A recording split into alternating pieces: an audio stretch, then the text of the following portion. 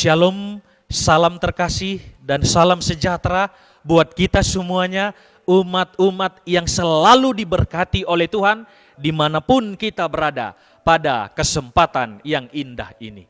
Berjumpa kembali di renungan harian, kiranya sebelum kita mengawali setiap aktivitas kita, kita mendapatkan kekuatan rohani melalui firman Tuhan ini. Mari kita berdoa.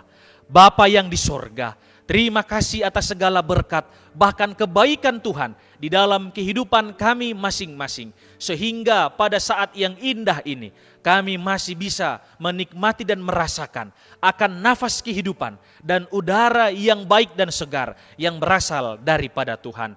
Dan kebutuhan terbesar kami pada saat ini, kecurahan akan Roh Kudus Tuhan, agar di saat mempelajari firman-Mu, kami dapat mengerti, memahami, bahkan hamba-Mu yang menyampaikan berkata-kata seturut dan sesuai dengan kehendak dan firman Tuhan.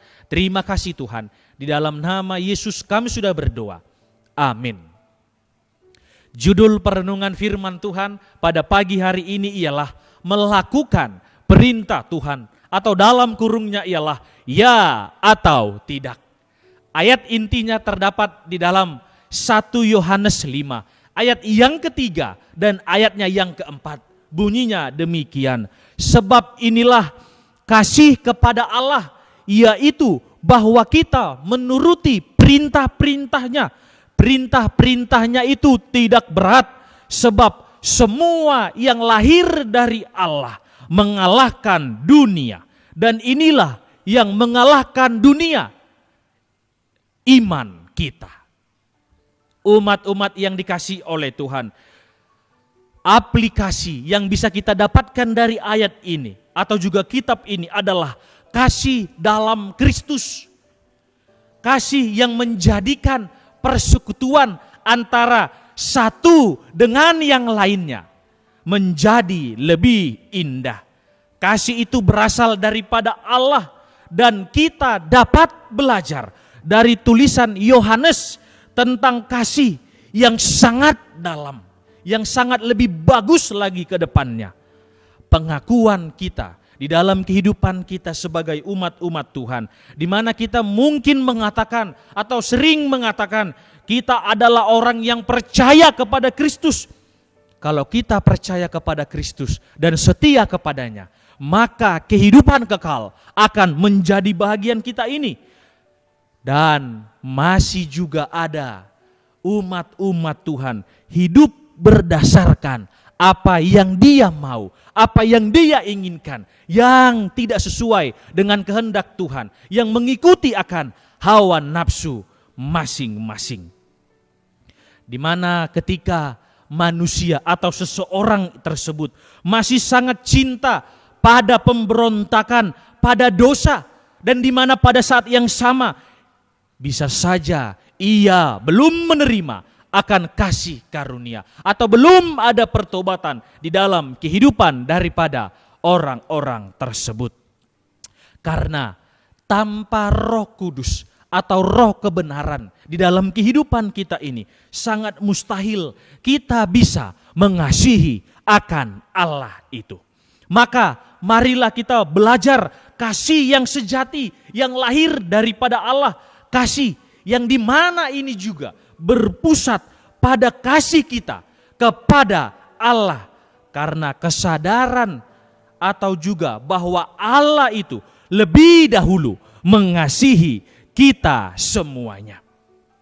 Kita itu kagum pada kasih Allah terhadap kita semuanya. Karena kita sadar betapa kita tidak layak, berdosa, bobrok, dan juga menyadari diri kita memiliki akan kelemahan dan keterbatasan. Kita sadar bahwa kasih yang selama ini kita cari adalah kasih yang seperti Yesus berikan kepada kita melalui peristiwa di kayu salib, sehingga kita mengasihi Allah. Kasih karena Roh Kudus di dalam hati kita, kasih kita kepada Allah. Dan biarlah kita sebagai umat-umat Tuhan, ketika Roh Kudus hidup dalam kita, kita dimampukan untuk melakukan akan firman Tuhan, perintah Tuhan.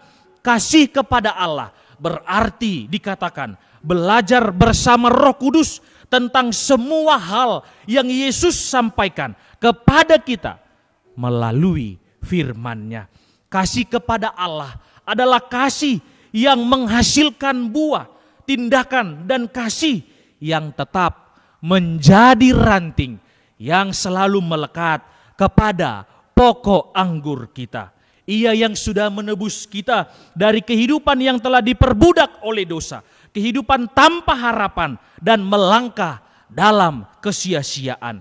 Tetapi Yesus membawa kita kepada kehidupan yang jauh lebih indah dan jauh lebih bagus lagi, atau kehidupan kekal akan menjadi bahagian daripada kita semuanya umat-umat Tuhan.